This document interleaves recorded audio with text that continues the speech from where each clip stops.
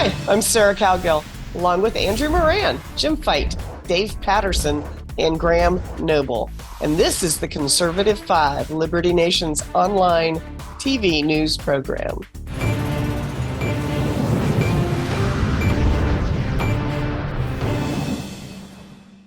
Sergeant Lawrence Ritz was laid to rest in a quiet cemetery in a very small town. Ritz was shot down over Romania in a B-24 bomber on August 1st, 1943. It was World War II Operation Tidal Wave. The story of a returning soldier may not be the biggest news of the day, but this hero's story needed to be told.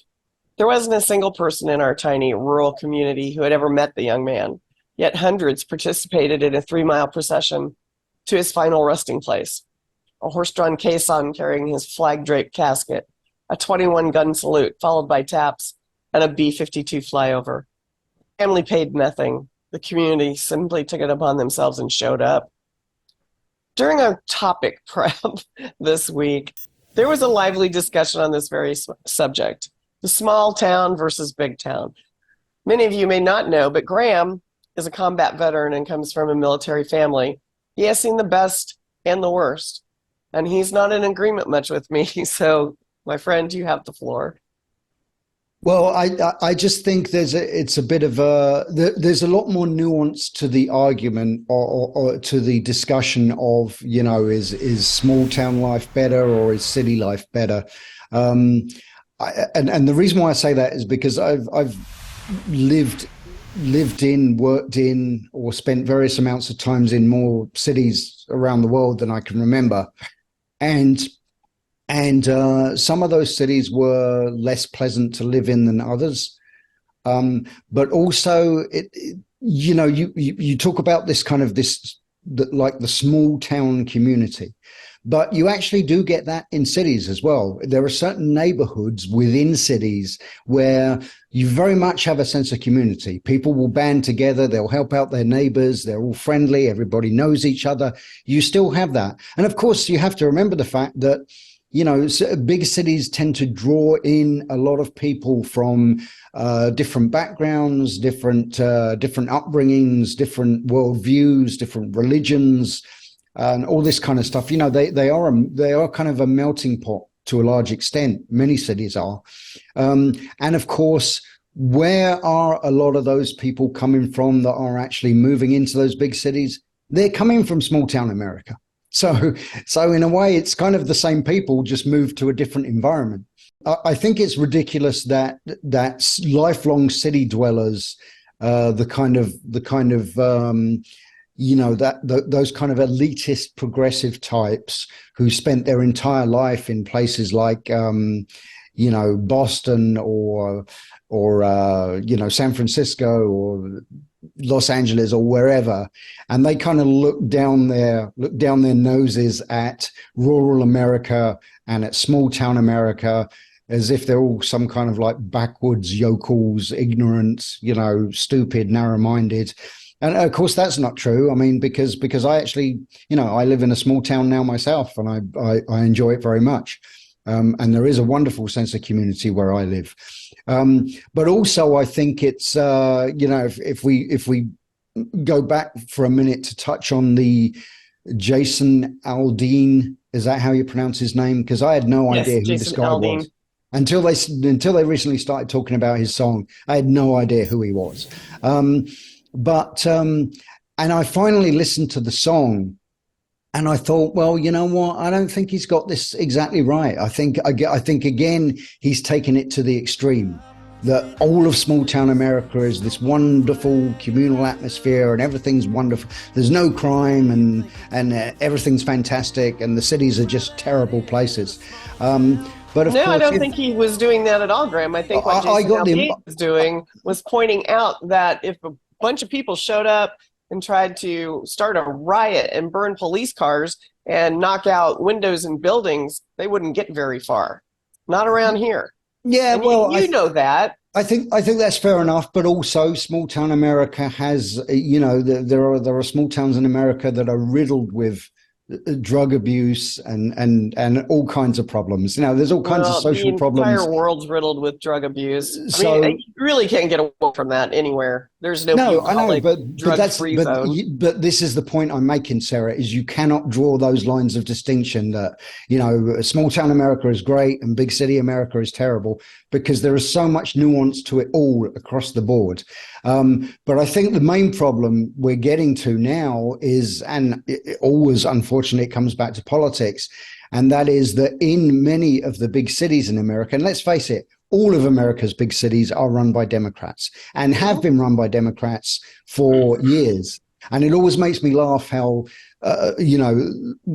some of my left wing friends love to talk about how in the South, in the South, there's still gun, there's lots of gun crime and there's lots of all these problems and that. And I'm like, yes, and that's in all the big cities in the South, which are all run by Democrats. Yeah. And the problem is the lack of respect. I think what the one difference, and I think the one thing I think you would agree with me on, and that is that one thing it comes down to is respect.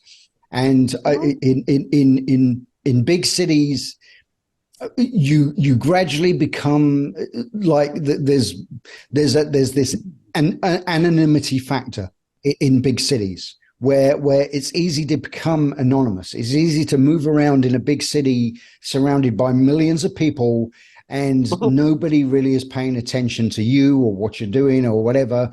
And I think that anonymity and that kind of disconnect from your fellow man, if you like, along with the Democrats' refusal to see anybody as a criminal, unless you're white, of course.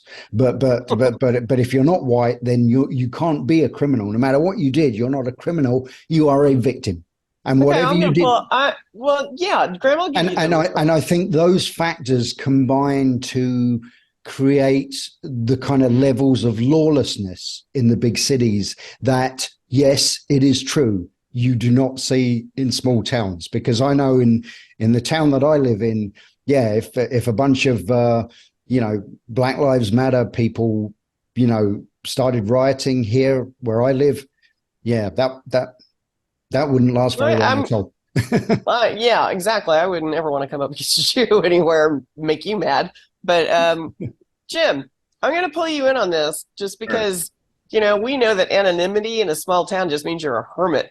that's a good synonym for us. So you're up. Let's talk, buddy. Yeah, I get the point Graham's making. And his argument's not exactly the argument I thought he was going to make. I thought he was going to go the full-throated defense of like the big city life is superior to country life and all that. But, Jim, it's possible that maybe 10, 12 years ago, I might have done that. But no. From what I've learned and what I've experienced over the last few years, no. Comes from. There are good and bad things about living in a city. I know for a fact they don't, Sarah. I've talked to people that who don't know that bacon comes from pigs. Like literally, I had someone tell me one time they didn't eat pork, but they ate bacon, and I'm like, well, that comes from a pig. No, it doesn't. Where does it come from? Walmart. That's a grown adult individual, Sarah. Like I'm not even joking. We raise crops. We do the whole thing as farm people. So, But no, apathy. Apathy, I think, is the issue central to if we pull it back in kind of to the middle where Graham's saying, where it's not like nobody in the city has any sense of community or small town life is so perfect. If we pull away from those edges to the middle, we're still left with that sort of, as Graham said, that anonymity of being one in a sea of millions. That the apathy of who cares? Like, it's not my problem. And you get, I think, less of that in smaller towns, and to kind of, I like how people are always talking about big cities and small towns. What about just out in the middle of nowhere?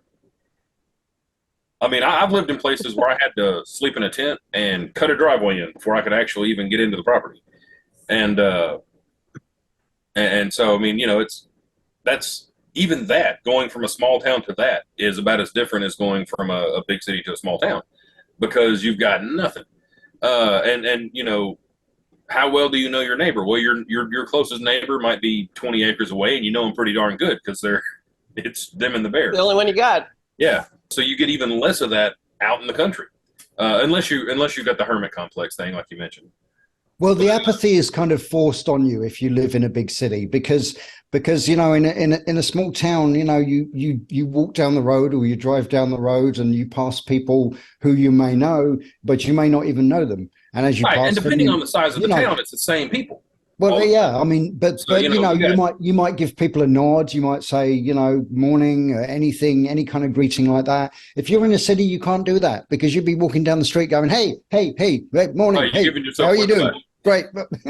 There's just too many people. So Okay, it's so funny can't you say that. acknowledge them all. I did Well, that. cannot acknowledge them you all. guys, I just caught Dave rolling his eyes so hard I think he might have blacked out for a minute. So, Dave, did you just have a thought that you couldn't express out loud? Well, I think, you know, that you start talking about these cultural norms and extremes, and you're going to get examples of all kinds of different things. I can find myself agreeing with Graham, you know, completely. And you find in large cities, you find pockets of community that are extremely, you know, small community like. And then even if you take it in a larger context, I mean, you have the coming together, particularly in crisis and grief of, for example, a policeman in New York is killed. You will see the entire police community gather as, you know, as one to celebrate that person's life. Very similar to what you would find in a small town where you have the return of a World War II hero.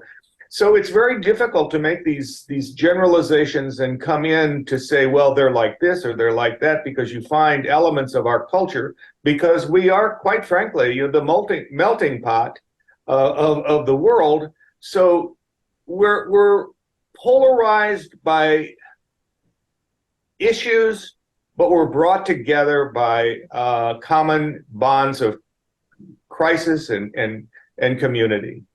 Well, here's what I want to point out about this that I made such a connection to. I live here, so I knew exactly what was going on, and it all came together in a matter of 2 or 3 days.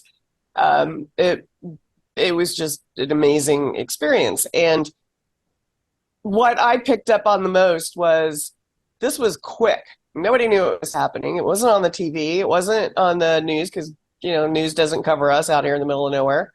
And yet, nobody had ever met this kid.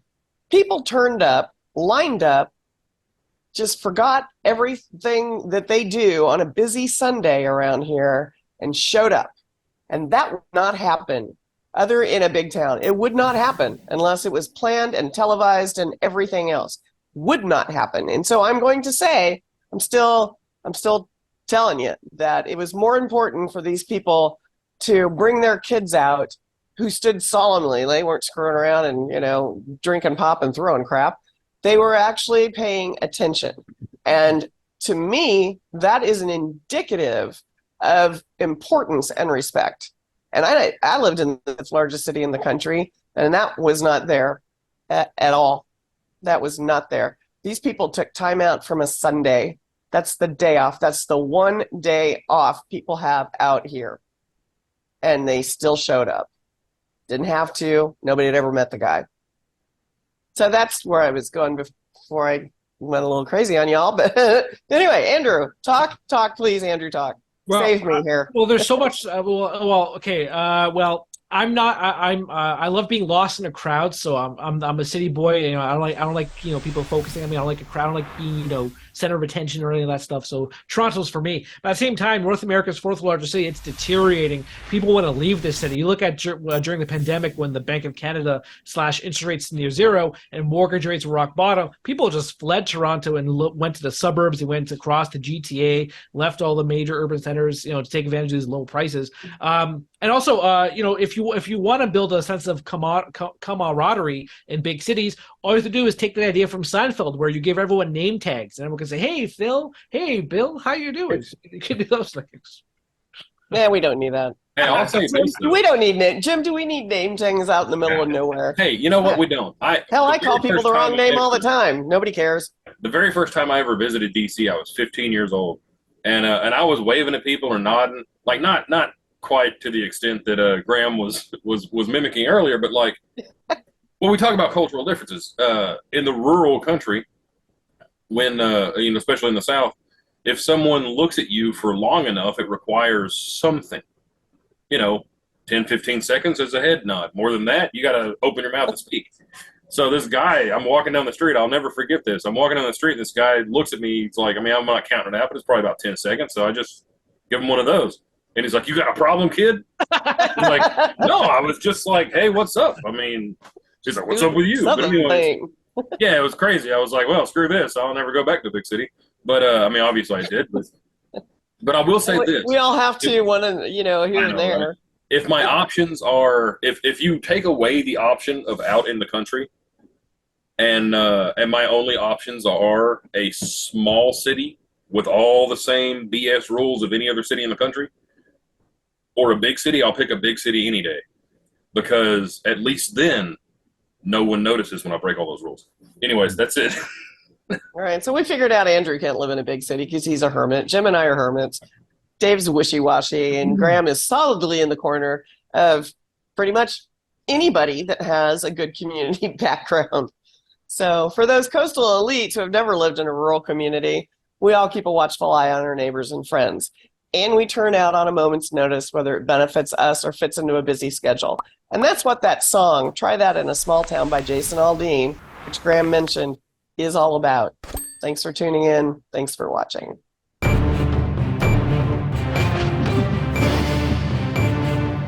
That's it for our Conservative 5 panel today. Check out our other C5 shows and segments on your favorite video platform. YouTube, Vimeo, Rumble, we're on them all. As well, Liberty Nation has its own Roku channel where you can see all of our TV productions. I'm Sarah Cowgill. Thanks for joining us today. Free thinking, free speech, libertynation.com.